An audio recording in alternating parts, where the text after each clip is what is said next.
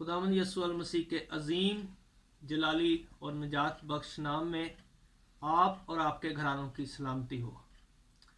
अज़ीज़ान मोहतरम, Christmas season के दूसरे पैगाम के साथ हाजिर हैं। आज हम खुदावंद के फजल से 24 की रात के बशारती पहलुओं पर गौर करेंगे।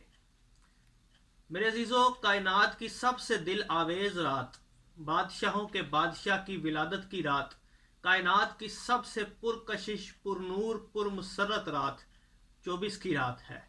मसीहा के तजस्सुम की रात, किबरिया के लख्ते जिगर, मुकद्दसा मरियम के फर्जंदे अर्जमंद की तकवीन की रात, यूसुफ के ख्वाब की ताबीर की रात, अलूहियत के बशरियत में ज़ाहिर होने की रात, अंबियाए अकबर और असगर के सहीफ़ों में दर्ज नबूवतों की तकमील की रात, तारीक रातों को नूर से मामूर करने वाली रात, गुनहगारों की निजात की रात, इमानुएल की तशरीफ आवरी की रात, फरिश्तों की इबादत, बशारत और गडरियों की सजदों की रात, दाऊद के शहर बैतलहम में आसमानी जश्न की रात, खुदाए जुल जलाल की दुनिया से मोहब्बत की रात, अजली कलमा खुदा के दुनिया में तशरीफ लाने की रात और गैर अक़वाम मजूसियों के दिलों को गरमाने और रखते सफ़र बांधने की रात, सारी उम्मत के वास्ते मुनज्जिउल आलमीन यस्सु मसीह खुदावंद की आमद की रात 24 की रात है। हालेलुया। इसका हवाला हम देखेंगे और इसके अंदर मौजूद किरदारों पर और उनके पहलुओं पर, जो उनके बिशारती पहलू हैं, इन सब पर हम आज खुदावंद के पाक रूह की मामूरी में गौर करेंगे। तो आज का हमारा मरकजी हवाला है लूका की इंजील, उसका दूसरा बाब, उसकी 7वीं आयत से लेकर 20वीं आयत मुकद्दसा तक मैं आपके सामने तिलावत कलाम पाक की सादत हासिल करूंगा। लूका की इंजील, उसका दूसरा बाब, उसकी 7वीं आयत से लेकर 20वीं आयत तक। खुदावंद के कलाम में यूं लिखा है, और उसका पहलौठा बेटा पैदा हुआ और उसने उसको कपड़े में लपेट कर चरनी में रखा, क्योंकि उनके वास्ते सराय में जगह ना थी। उसी इलाके में चरवाहे थे जो रात को मैदान में रहकर अपने गले की निगहबानी कर रहे थे, और खुदावंद का फरिश्ता उनके पास आ खड़ा हुआ और खुदावंद का जलाल उनके चौगिर्द चमका और वो नहायत डर गए। मगर फरिश्ते ने उनसे कहा, डरो मत, क्योंकि देखो मैं तुम्हें बड़ी खुशी की बिशारत देता हूं जो सारी उम्मत के वास्ते होगी, कि आज दाऊद के शहर में तुम्हारे लिए एक मुनज्जी पैदा हुआ है, यानी मसीह खुदावंद। और इसका तुम्हारे लिए ये निशान है कि तुम एक बच्चे को कपड़े में लिपटा और चरनी में पड़ा हुआ पाओगे, और यकायक उस फरिश्ते के साथ आसमानी लश्कर की एक गिरोह खुदा की हम्द करती और ये कहती हुई जाहिर हुई कि आलमे बाला पर खुदा की तमजीद हो और ज़मीन पर उन आदमियों में जिनसे वो राज़ी है सुलह।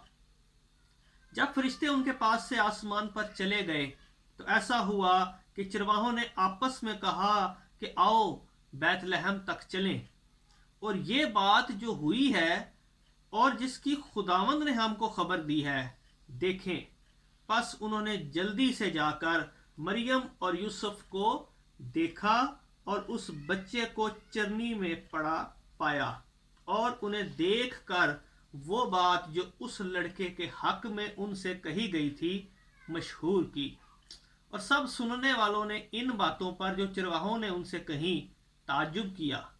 मगर मरियम इन सब बातों को अपने दिल में रख कर गौर करती रही, और चरवाहे जैसा उनसे कहा गया था वैसा ही सब कुछ सुनकर और देखकर खुदा की तमजीद और हम्द करते हुए लौट गए। खुदावंद के कलाम के पढ़े, सुने और समझे जाने पर खुदावंद की खास बरकत हो। अजीज़ान मोहतरम, कलाम का ये जो हवाला आपके सामने पढ़ा गया है, ये 24 की रात के वाक़यात की दुरुस्त तस्वीर है। 24 की रात मसीही हलकों में, मसीही गिरजाघरों में, मसीही कम्युनिटी के अंदर اور مسیحی کالونیز کے اندر اپنے اپنے روایتی انداز سے منائی جاتی ہے، اور ہر شخص کوئی جسمانی طور پر، کوئی روحانی طور پر، جیسے بھی ہو، وہ اس کو اپنے طور سے مناتا ہے یا ہم مناتے ہیں۔ لیکن انجیلی جو اسپرٹ ہے اس رات کو منانے کی، وہ ہمیں اس حوالے کے اندر نظر آ رہی ہے۔ ہاللیلویہ۔ اور لکھا ہے کہ جب یسوع مسیح پیدا ہوئے تو اس کو کپڑے میں لپیٹ کر مقدسہ مریم نے چرنی میں رکھ دیا، کیونکہ ان کے واسطے سرائے کے اندر جگہ نہ تھی۔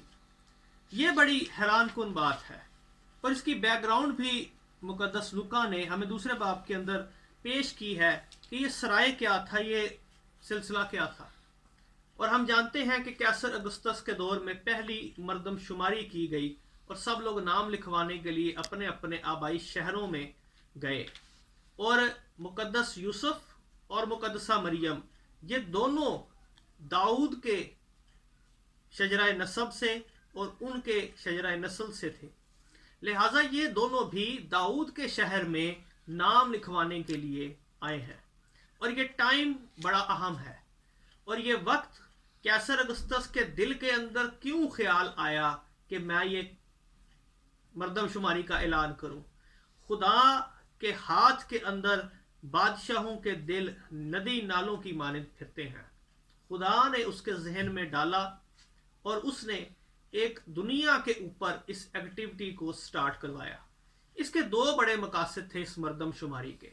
پہلا مقصد یہ تھا کہ وہ معلوم کرنا چاہتا تھا کہ دنیا کے اندر کتنی آبادی ہے، اور اس کے حوالے سے میں کتنا ٹیکس کلیکٹ کر سکتا ہوں۔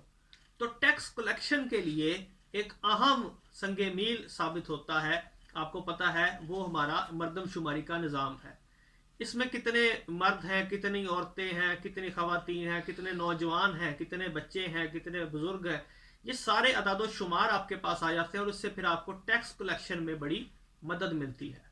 تو سب سے پہلا مقصد اس کا ٹیکس جو نیٹ ہے اس کو بڑھانا تھا۔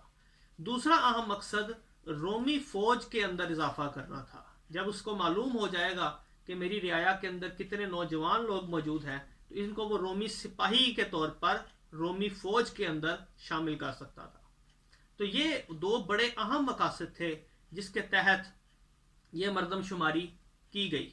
لیکن میرے عزیزو، دنیاوی مقاصد جو بھی ہوں، جیسے بھی ہوں، سب سے بہترین منصوبہ ساز آسمان پر خدا باپ ہے۔ وہ سب سے بہترین منصوبہ بناتا ہے، سب سے بہترین پلاننگ بنانے والا ہے، اور جو کچھ وہ حکم کر دیتا ہے وہی اس زمین پر ہوتا ہے۔ وہ بادشاہوں کے دلوں کو اس طور سے ندی نالوں کی طرح پھیرتا ہے، ان کے دلوں کے خیالات کو ابھارتا ہے، اور بادشاہ اس کی مرضی سے زمین پر کام کرتے ہیں۔ کیسر اگستس نے جب یہ حکم جاری کیا تو ایک بہت بڑی عظیم شخصیت کی پیدائش کا وقت آ چکا تھا۔ یاد کیجئے دانیل نبی کے صحیفے میں خدا باپ نے دنیا کے نظام کے لیے اور بنی اسرائیل کے لیے 70 ہفتوں کی رویا دی تھی، اور اب اس کے تکمیلی مراحل کی طرف، یہ منطقی مراحل کی طرف، بالکل اینڈ کی طرف ہم چل رہے تھے۔ اس وقت کے اندر مسیحا پیدا ہوئے۔ خدا کبھی بھی کوئی کام بغیر وقت کے نہیں کرتا، اس کا ہر کام کا ایک مقررہ وقت ہے۔ اسی لیے متی رسول جگہ جگہ لکھ رہے ہیں، اور جب وقت پورا ہوا، وہ وقت خداوند نے پہلے اپنے نبیوں کی معرفت دے دیا تھا، اور یہ ممسوح اب پیدا ہونے والے تھے۔ اس ممسوح نے کہاں پیدا ہونا تھا، یہ بھی خدا نے اپنے نبی کے وسیلہ سے میکا کی کتاب اس کے 5ویں باب کی 2-4 آیت کے اندر بتا دیا تھا کہ میں اپنے ممسوح کو پیدا کہاں پر کروں گا۔ اور یہ سب باتیں مل ملا کر اس پوائنٹ کی طرف آ رہی تھی کہ ممسوح اس دنیا کے اندر آنے والا تھا، مسیح پیدا ہونے والے تھے۔ لہٰذا جب یہ سب باتیں ملی، ان سب باتوں کا اکٹھ ہوا، اور اس وقت کیسر اگستس نے اعلان کیا، اور ناصرت سے چلتے ہوئے یوسف اور مریم مقدسہ لکھا ہے کہ وہ حاملہ تھی، یہ دونوں چلتے ہوئے قافلے کی صورت میں آئے یا خاندانی صورت میں آئے، جیسے بھی یہ لوگ بیت لحم کی طرف روانہ ہو گئے۔ عرض کرتا چلوں کہ ناصرت سے بیت لحم کا جو فاصلہ ہے وہ 80 میل ہے۔ اس کو سمجھنے کے لیے ایک میں مثال دینے لگا ہوں کہ راول پنڈی سے پشاور کا جو فاصلہ ہے وہ 90 میل ہے۔ راول پنڈی سے پشاور کا فاصلہ 90 میل ہے، تو اس سے 10 میل آپ کم کر لیں، لیکن یہ پہاڑی علاقہ تھا، کوئی موٹر وے نہیں تھی، اور گدا گاڑیوں پر، ریڑیوں پر، جو بھی اس وقت کے ذرائع آمد و رفت تھے، ان مسائل کے اندر مقدسہ مریم اور لاسٹ حاملہ عورت کا اس وقت میں موسم کی شدت میں سفر کرنا بذات خود ایک بڑا چیلنج تھا۔ لیکن ان تمام تر مشکلوں کے بعد، ان تمام تر صعوبتوں کو جھیلتے ہوئے یہ لوگ بیت لحم روانہ ہو گئے، اور جب وہ وہاں پر پہنچے ہیں تو وہاں پر وضع حمل کا وقت آ گیا ہے، اور مقدسہ مریم کا پلوٹھا بیٹا پیدا ہوا ہے، اور انہوں نے اس کو کپڑے میں لپیٹ کر چرنی میں رکھا ہے، کیونکہ سرائے میں جگہ نہ تھی۔ سرایہ کیا ہوتا ہے؟ سرائے اس دور میں ایک عارضی ہوٹل، ایک عارضی قیام گاہ تھی، اور اس کے ساتھ کیونکہ وہاں پر جو چرنی ہوتی تھی، وہاں پر جانوروں کو کھانا کھانے کی ان کی جگہ تھی۔ یہ آج کل کی آپ کہہ لیں کہ پارکنگ تھی، کیونکہ گاڑیاں تو اس وقت تھی نہیں، گدے گاڑیاں، گھوڑے، یہ جو جانور تھے یہی ان کے ذرائع آمد و رفت ہوا کرتے تھے۔ تو ان جانوروں کو بھی باندھنا، ان کے خوراک کا انتظام کرنا، یہ اس وقت کا ایک سرائے کا انتظام تھا۔ سرائے کے اندر لوگ رہا کرتے تھے، باہر چرنی تھی، وہاں پر ان کے جانور بنتے تھے، اور ان کے کھانے کا جو استبل لگایا جاتا تھا وہاں پر۔ رش اتنا شدید تھا، اتنا زیادہ تھا، لوگوں کے لوگ گول کے گول وہاں پر جمع تھے، اور اس مقدس خاندان کو وہاں پر سرائے میں انسانوں کے ساتھ جگہ نہ ملی، اور جب وہ پیدا ہوا تو اس کے لیے سرائے میں جگہ نہ تھی، اور وہ چرنی میں اس کو رکھا گیا، نہ کہ کسی آرام دہ بستر پر، نہ کسی آرام دہ جگہ پر، بلکہ چرنی میں جہاں پر جانور کھانا کھاتے ہیں، اس مقام کے اوپر میرا اور آپ کا اور دنیا کا منجی، نجات دہندہ رکھا گیا۔ یہ اس کی غربت، پست حالی کی تصویر ہے، اور یہ عظیم خادم کی تصویر ہے۔ یہ وہ عظیم خادم ہے جو خدمت کے لیے آیا ہے، اور وہ چرنی میں رکھا گیا ہے۔ تو یہ سرائے، اور سرائے جو ہے میرے عزیزو، یسوع مسیح نہ کسی ہیکل میں آیا، یسوع مسیح نہ کسی بادشاہ کے محل میں آیا، نہ کسی سکول میں درسگاہ میں آیا، کسی ایسی آنریبل جگہ پر، عزت مآب، تقدس مآب جگہ پر نہیں آیا، بلکہ وہ ایک چرنی میں آیا، جو کہ بنیادی طور پر جانوروں کی رہائش گاہ آپ کہہ سکتے ہیں۔ ایسی پست حالی، ایسی حقارت اس نے قبول کی، اور وہ خادم بن کر اس دنیا کے اندر آیا ہے۔ تو یہ وہ چرنی اور اس کے سرائے کا بیک گراؤنڈ ہے۔ سرائے سب کو ویلکم کرنے کی جگہ ہے، اس میں غریب بھی آتے ہیں، اس میں امیر بھی آتے ہیں، اور یہ قوموں، قبیلوں اور امتوں کے لیے اوپن وے ہے، کوئی بھی آ سکتا ہے اور یہاں پر رہ سکتا ہے۔ سفر کے تھکے ماندے کے لیے ایک سہارا ہے سرائے، اور لوگ آتے ہیں، ٹھہرتے ہیں، تھوڑا سستاتے ہیں، آرام کرتے ہیں، اس کے بعد پھر اپنی تازہ دم ہو کر اپنی منزل کی طرف نکل جاتے ہیں۔ تو اس سرائے میں آیا ہے یسوع مسیح۔ اگر وہ ہیکل میں آتا تو وہ یہودیوں کے لیے ہی آتا صرف، اگر وہ کسی اور جگہ پر آتا تو وہ اس خاص طبقے میں آ جاتا، لیکن وہ سرائے میں آیا، اور سرائے کا مطلب میں آنے کا مطلب ہے کہ وہ تمام دنیا کے لیے آیا ہے۔ کوئی بھی اس تک اپروچ کر سکتا ہے، کوئی بھی یسوع سے مل سکتا ہے، کوئی بھی یسوع پر ایمان لا کر خدا کی بادشاہت میں داخل ہو سکتا ہے۔ اور وہ غریب بنا تاکہ ہم غریبوں کو نجات سے ملبس کر کے خدا کی بادشاہت کا وارث بنا دے۔ ہاللیلویہ۔ یہ میرے منجی کی شان ہے، اور یہ اس کا کمال ہے اور یہ عظیم خادم کی تصویر ہے کہ وہ چرنی میں سرائے میں آیا اور پہلے ہی اس کو ریجیکشن ملی، سرائے میں اس کے لیے جگہ نہیں تھی، اور جب وہ پیدا ہو گیا اور اسے وہاں پر چرنی میں رکھ دیا گیا، اس کے بعد خدا کا آسمان کھلتا ہے، اور خدا کے آسمان کے کھلتے ہی لکھا ہے کہ اسی علاقے میں چرواہے تھے جو رات کو میدان میں رہ کر اپنے گلے کی نگہبانی کر رہے تھے۔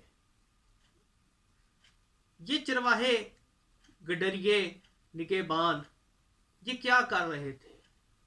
خود کلام مقدس بیان کر رہا ہے کہ یہ کیا کر رہے تھے۔ یہ رات کو میدان میں تھے اور اپنے گلے کی نگہبانی کر رہے تھے۔ میرے عزیزو، بیت الحم سے جو ملحقہ علاقہ، اس کے ساتھ ساتھ جو علاقے تھے، یہ بھیڑ بکریوں کی چراگاہیں تھیں، اور یہ علاقے بھیڑ بکریوں کو پالنے کے لیے، ان کی پرورش کے لیے بڑی آئیڈیل لوکیشن تھی۔ اور یہ جو چرواہے تھے، یہ خاص کر کیونکہ بیت الحم سے یروشلم کا فاصلہ صرف 6 میل تھا، اور یروشلم میں ہیکل تھی، اور صبح اور شام اور اس کے علاوہ بھی بہت سی قربانیاں وہاں پر چڑھائی جاتی تھیں۔ یہ جو چرواہے تھے، یہ بنیادی طور پر ان قربانی چڑھائے جانے والے بروں کی اور بھیڑوں کی نگہبانی کر رہے تھے۔ یہ عام بھیڑ بکریاں نہیں تھیں، بلکہ ہیکل میں قربان ہونے والی وہ بھیڑ بکریاں تھیں، یہ ان کی۔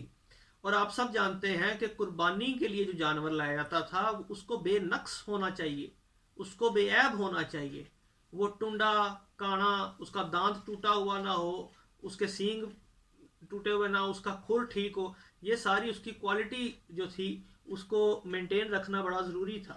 اس وجہ سے ان کی نگہبانی بڑی اسٹرکٹنس کے ساتھ کی جاتی تھی۔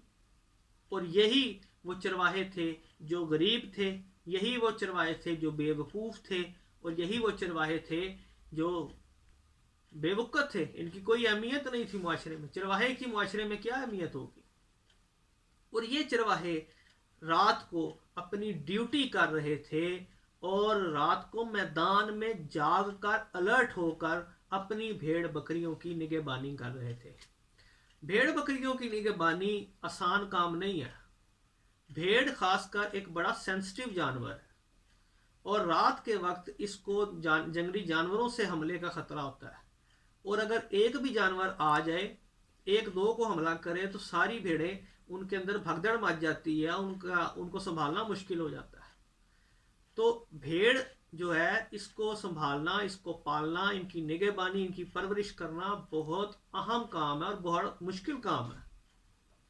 اور یہ گڈریے جو تھے، یہ اس مشکل کام میں جتے ہوئے تھے، اور یہ الرٹ تھے، یہ ان کی نگہبانی کر رہے تھے کہ کہیں سے کوئی بھیڑیا نہ آ جائے، کہیں سے کوئی جنگلی سور نہ آ جائے، کیونکہ پہاڑی علاقہ ہے، کوئی بھی جانور وہاں پر، چیتے بھی، تیندوے بھی ہوا کرتے تھے، ان سب سے بچانے کے لیے یہ اس وقت جاگ رہے تھے، اور جاگ کر میدان کے اندر نگہبانی میں مصروف تھے۔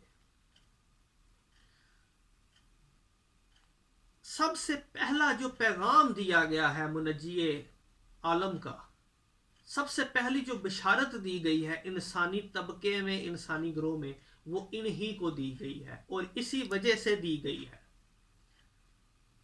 وہ جاگ رہے ہیں، نگہبانی کر رہے ہیں، اور لکھا ہے کہ خداوند کا فرشتہ ان کے پاس آ کھڑا ہوا۔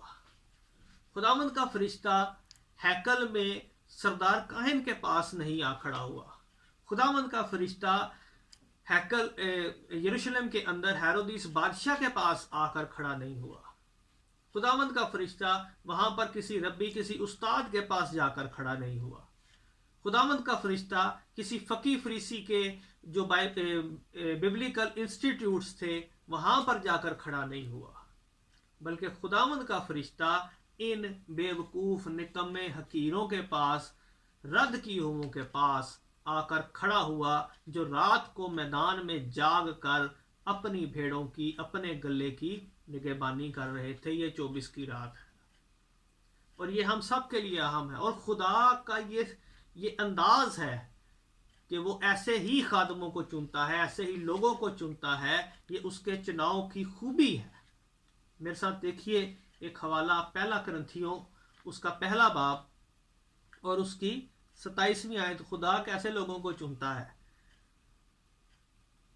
بلکہ 26ویں آیت سے میں آپ کے سامنے پڑھوں گا۔ پہلا کرنتھیوں پہلا باب اور اس کی 26ویں آیت سے، اے بھائیو اپنے بلائے جانے پر تو نگاہ کرو کہ جسم کے لحاظ سے بہت سے حکیم، بہت سے اختیار والے، بہت سے اشراف نہیں بلائے گئے، بلکہ خدا نے دنیا کے بے وقوفوں کو چن لیا کہ حکیموں کو شرمندہ کرے۔ خدا نے دنیا کے کمزوروں کو چن لیا کہ زور آوروں کو شرمندہ کرے، اور خدا نے دنیا کے کمینوں اور حقیروں کو بلکہ بے وجودوں کو چن لیا کہ موجودوں کو نیست کرے۔ تو خدا کی جو چناؤ ہے، خدا کا جو چوز کرنے کا انداز ہے، وہ یہی ہے کہ وہ بے وقوف، کمزور، کمینے، حقیر اور بے وجود لوگوں کو چنتا ہے، جن کی کوئی وقت نہیں، کوئی اہمیت نہیں معاشرے میں، سوسائٹی میں۔ خدا ان کو چن کر اپنے جلال سے بھرتا ہے اور اپنے جلال کے لیے استعمال کرتا ہے۔ خدا کو حکیموں کی ضرورت نہیں ہے، خدا کو زوراوروں کی ضرورت بھی نہیں ہے، خداوند کو اشراف کی ضرورت بھی نہیں ہے، خداوند کو ان جیسے گڈریوں چرواہوں کی ضرورت ہے جو اپنی ڈیوٹی پر وفادار ہے۔ آپ کی جو بھی ڈیوٹی پلیس ہے، اگر آپ وفاداری کے ساتھ وہاں پر کام کر رہے ہیں، خدا کا نور آپ کے چوگرد چمکے گا اور آپ اس کے جلال سے معمور ہو جائیں گے اور مسیح کی بشارت کے لیے تیار ہو جائیں گے۔ ضروری نہیں ہے کہ ہر کام چرچ میں ہی کیا جائے، ضروری نہیں ہے کہ خدا کا جلال صرف چرچ میں ہی ظاہر ہوگا، نہیں، آپ کی ڈیوٹی پلیس بھی خدا کا جلال ظاہر کرنے کی جگہ بن سکتی ہے۔ ہیلیلویہ۔ اور ان کی جو ڈیوٹی پلیس تھی، ان کا جو میدان تھا، وہ خدا کے جلال سے بھر گیا۔ ہیلیلویہ۔ لکھا ہے خداوند کا جلال ان کے چوگرد چمکا۔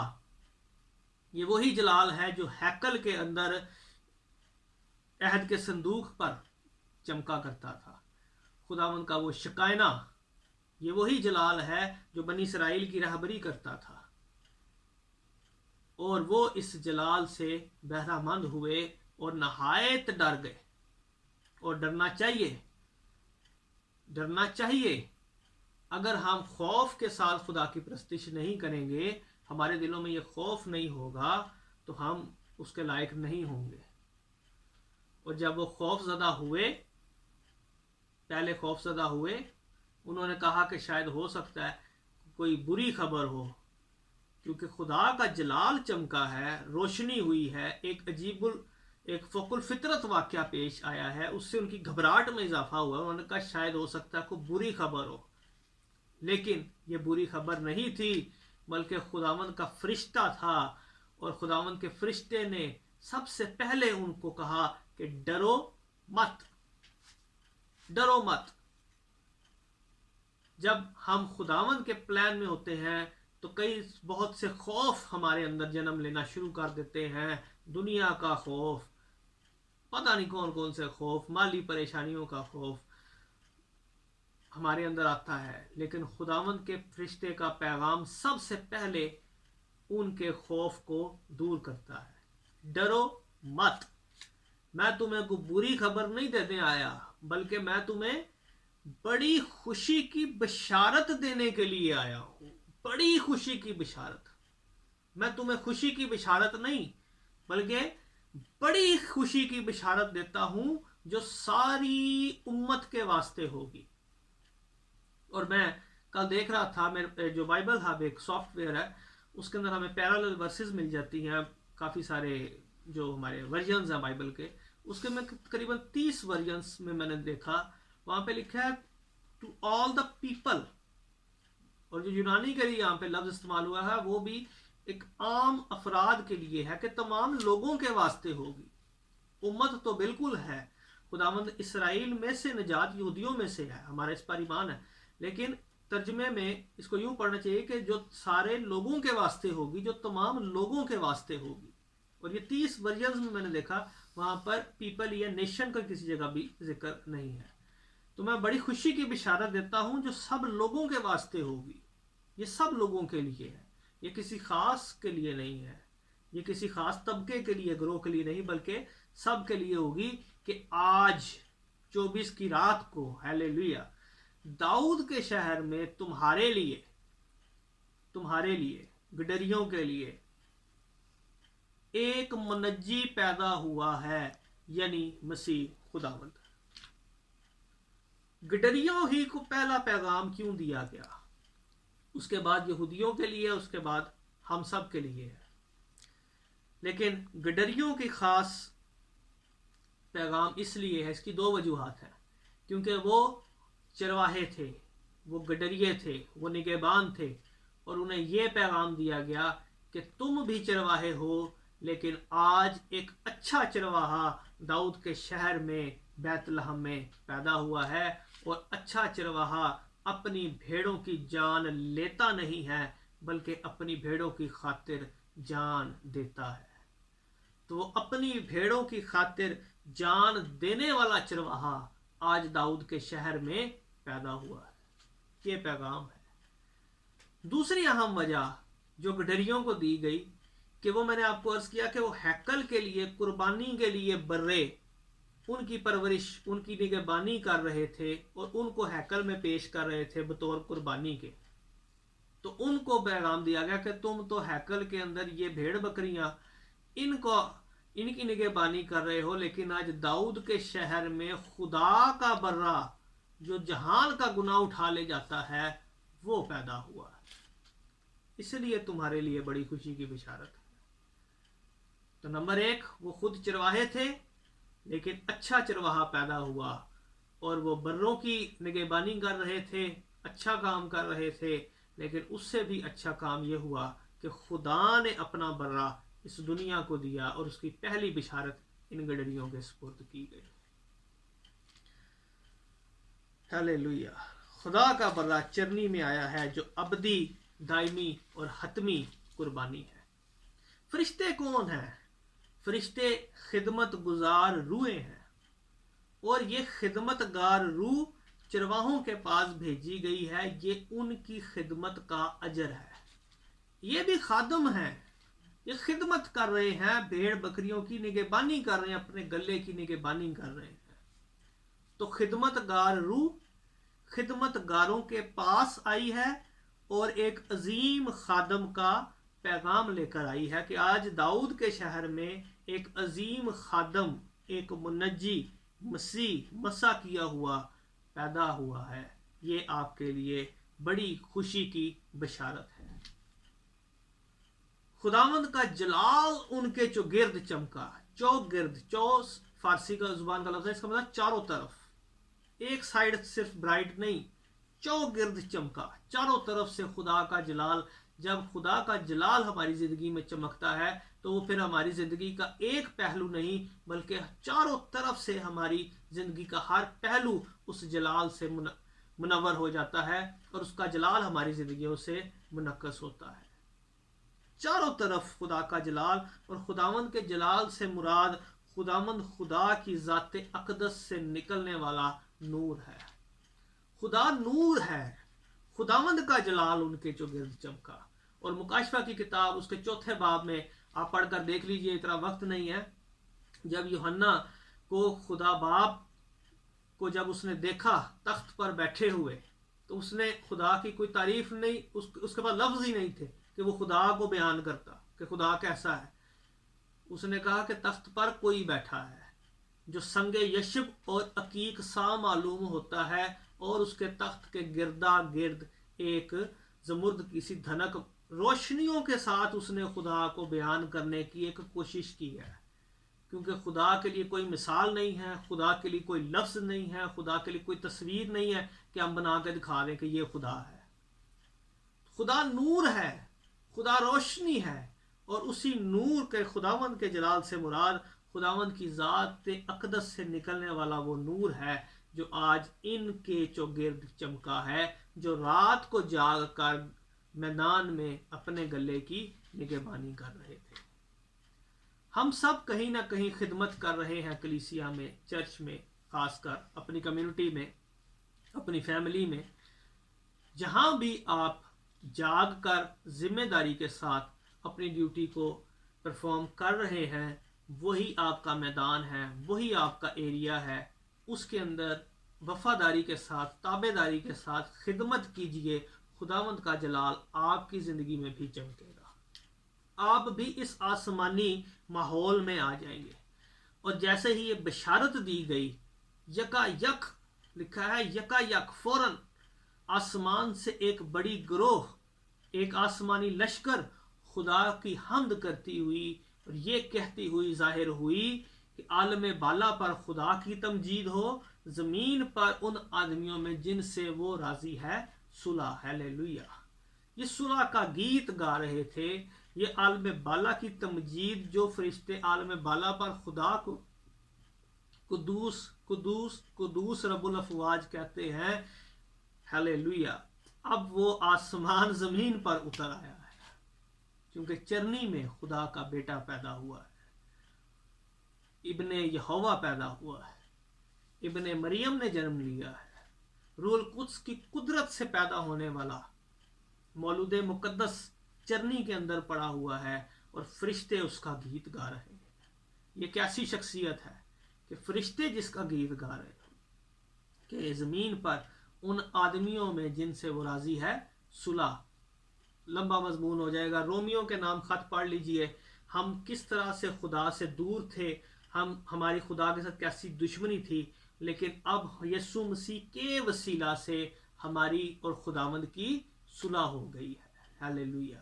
یہ اسی بات کی طرف اشارہ تھا، اسی بات کا اعلان تھا کہ یہ جو بادشاہ آیا ہے، یہ جو خادم آیا ہے، یہ خدا کی اور زمین پر رہنے والے انسان کی، جس سے خدا راضی ہوگا، اس کی صلح ہو جائے گی، اور اس تمام بات کے لیے، اس منصوبے کے لیے عالم بالا پر خدا کی تمجید ہو۔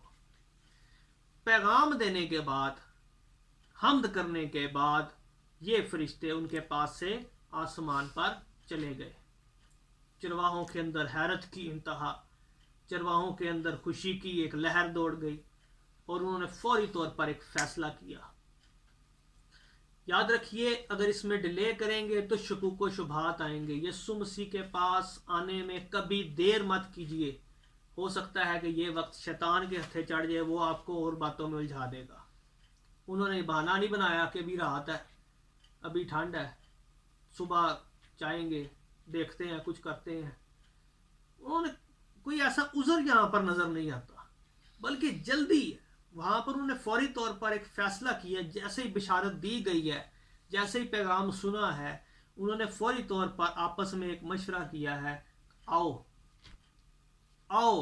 بیت الحم تک چلیں، یہ بات جو ہوئی ہے جس کی خداوند نے ہم کو خبر دی ہے، دیکھیں۔ یہ آسمانی میڈیا سے خبر آئی ہے، جیو پہ پٹی نہیں چلی، نہ دنیا نیوز کے صحافی وہاں پہ گھوم رہے تھے کہ کون یہاں پہ پیدا ہو گیا، کیا ہوا ہے۔ نو، آسمان سے خداوند نے خبر دی ہے۔ ہیلیلویا! آسمان سے آسمانی میڈیا آیا ہوا، اور آسمانی میڈیا نے ان کو یہ خبر دی ہے کہ آج داؤد کے شہر میں تمہارے لیے ایک منجی پیدا ہوا ہے، یعنی مسیح خداوند۔ انہوں نے کہا چلیں دیکھیں۔ جب ہم سن لیتے ہیں تو مسیح کو دیکھنا بہت ضروری ہوتا ہے۔ ہیلیلویا! اور مسیح کو دیکھنا بہت مبارک حالی کی بات ہے، اور اس کے لیے سٹیپس لینے پڑتے ہیں، جیسے انہوں نے سٹیپس لیے۔ انہوں نے سب کچھ چھوڑا، اپنی ذمہ داری جو وہ کر رہے تھے، کسی کو جگایا، کسی کو جو بھی ارینجمنٹ کیا، فوری طور پر یہ اسی وقت چلے گئے۔ اور فرشتے نے ان کو 2 نشان دیے تھے۔ یہ 2 نشان بڑے اہم ہیں۔ پہلا نشان عام سا ہے، لیکن دوسرا بڑا اہم ہے، لیکن عجیب بھی ہے۔ پہلا نشان اس نے دیا کہ نشان یہ ہے کہ تم اس بچے کو کپڑے میں لپٹا۔ دوسرا نشان چرنی میں پڑا ہوا پاؤ گے۔ پہلا نشان تو ٹھیک ہو گیا کہ بچہ ہے تو ظاہر کپڑے تو اس کو لپیٹتے ہی ہیں، بچے کو کوئی نہ کوئی تو کپڑا لپیٹنا ہی تھا، اس کو ایسے تو نہیں چھوڑ دینا تھا، تو کپڑے میں تو لپٹا ہوا ہو گیا۔ یہ کیونکہ نشان بڑا ضروری تھا کہ بچہ پیدا ہوا ہے، اس کی نشانی کیا ہے، کون سا بچہ، ہم کس کو کہیں گے کہ تو یا بھائی جس کی بات۔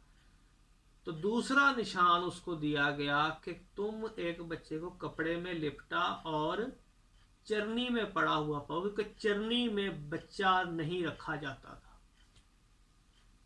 چرنی میں بچہ رکھنے کی جگہ نہیں تھی. چرنی میں ایک ہی بچہ پڑا ہوا پاؤ گے اور وہی بچہ منجی ہے, مسیح خداوند ہے. ہیلیلویا.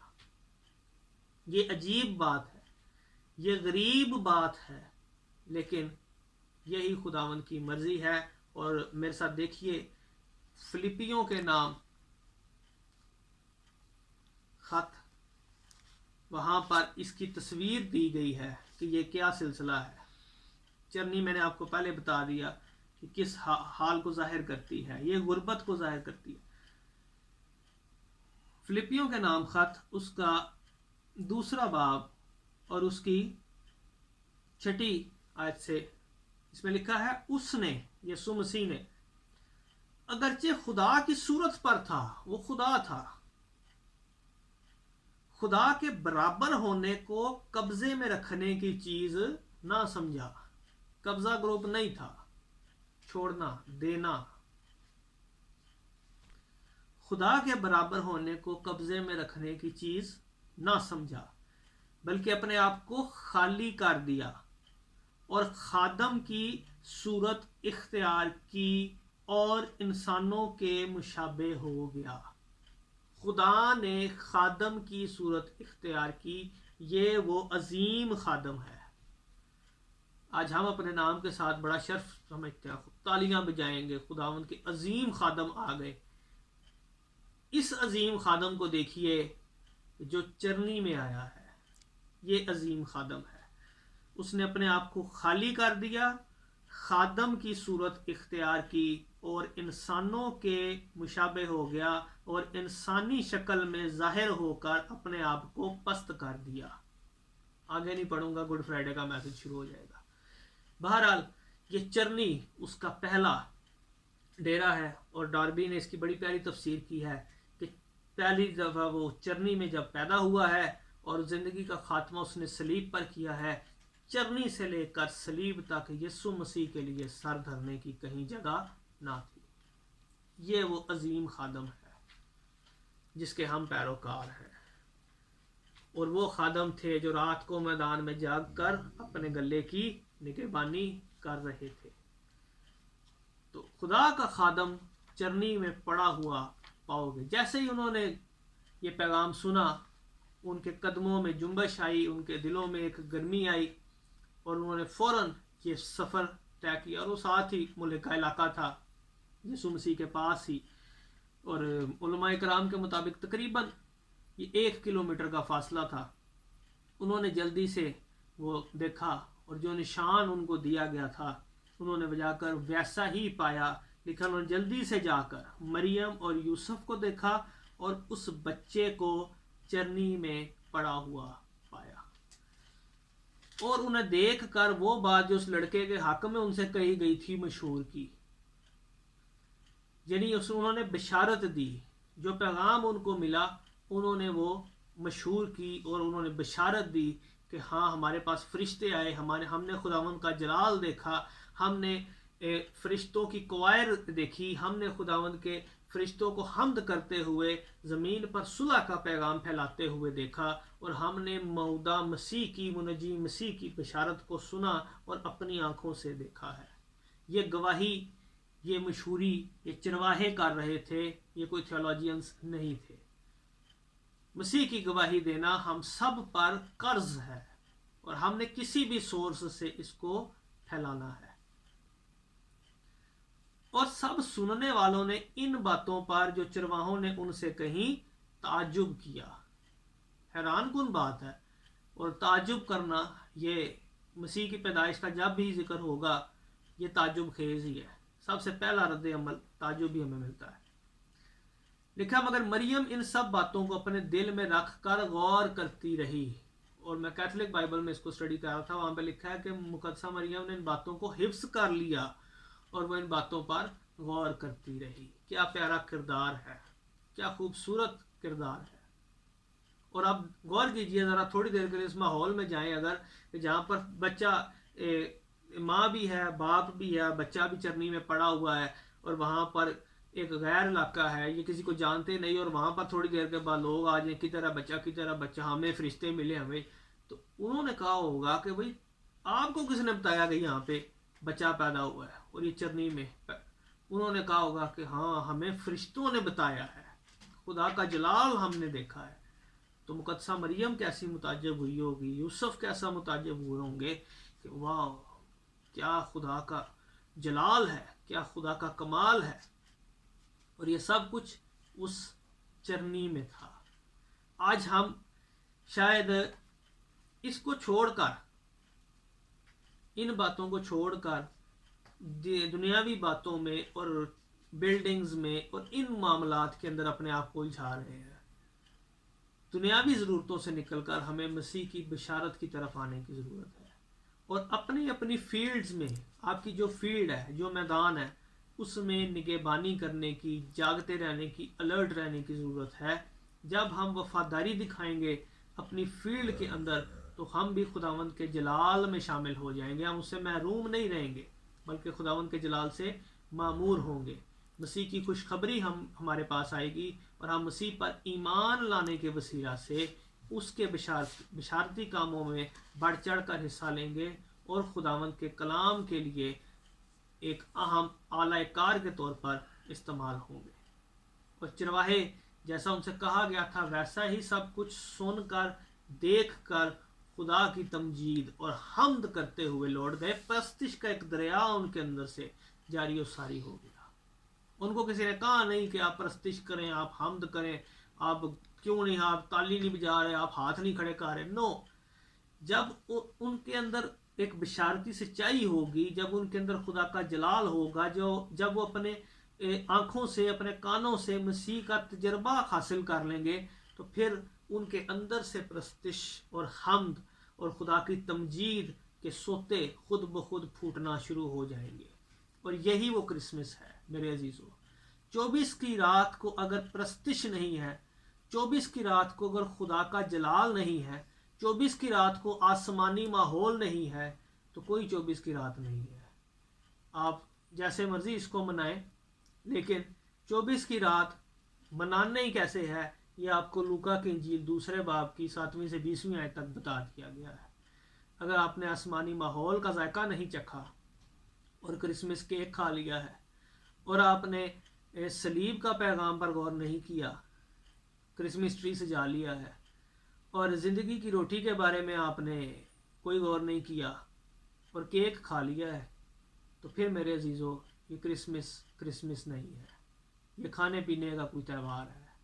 اور کرسمس لائٹس آپ نے سجائی ہیں، لیکن خدا کا یہ جلال، یہ روشنی آپ کی زندگی میں نور بن کر نہیں آئی، تو کوئی کرسمس نہیں ہے۔ اور جیسے فرشتے خدا کی تمجید کر کے آسمان کو لوٹ گئے، ویسے ہی یہ چرواہے خدا کی تمجید اور حمد کرتے ہوئے واپس لوٹ گئے۔ یسوع مسیح کے پاس آنے والے ہر شخص کو خدا کی تمجید، پرستش، شکر گزاری کرنی چاہیے، کیونکہ خداوند نے دنیا سے ایسی محبت رکھی ہے کہ اس نے اپنا اکلوتا بیٹا بخش دیا ہے، تاکہ ہم سب اس پر ایمان لا کر ہمیشہ کی زندگی پائے۔ آپ سب کو کرسمس بہت بہت مبارک ہو۔ آمین۔